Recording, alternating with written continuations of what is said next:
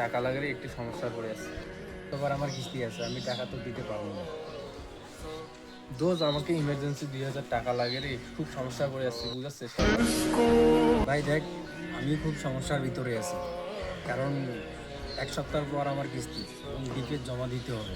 যদি না দিয়ে সমস্যা আছে, আমার বাচ্চারও সমস্যা, আরও ডাক্তারের কাছে নিয়ে যেতে হবে। তুই একটু বোঝার চেষ্টা কর, কারণ আমি তো টাকাটা দিতে পারবো না। দোস্ত প্লিজ দেখ, আমি 2 দিনের ভিতর তোকে টাকাটা দিয়ে দেবো। দেখ, আমিও কিন্তু সমস্যার ভিতরে আছি।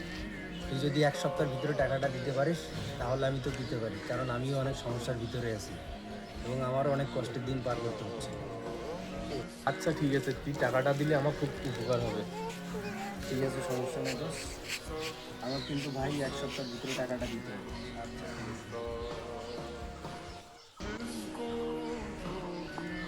Several days later. আবার অনেক দিনে হারে টাকা ধার দিলাম রে বন্ধু বান্ধব, তুই আরে ফোন দিয়ে আবার টাকা দিতে দেয় না, মাথাটা হয়ে গেল আমার।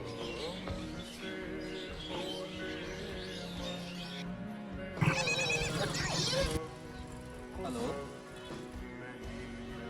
হ্যালো, আরে ভাই তোকে আমি ফোন দিয়ে ফোন ধরস না।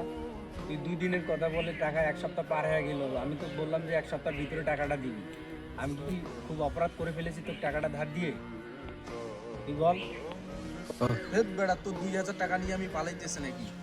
তোর 20,000 টাকা নিলেও আমি কিছুদিনের মধ্যে তোকে দিয়ে দেবো।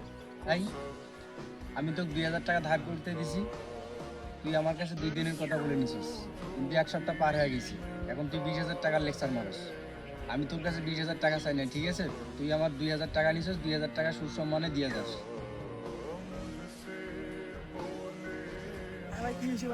আরে সামান্য 2000 টাকা ধার দিছে, তার এত বড় কথা?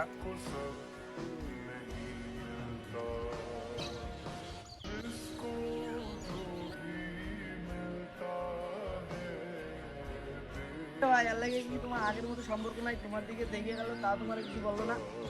আসলে ভাই হ্যাঁ, আমার কাছে 2,000 টাকা ধার নিছিল তো, এই জন্যই সমস্যা। কথায় আছে না, জীবনে তুমি তাকে তত টাকা ধার দাও যাকে যত টাকা ধার দিয়ে আর চাওয়ার লাগে না। যখন চাইবা তখন তোমার টাকাও শেষ, সম্পর্কও শেষ।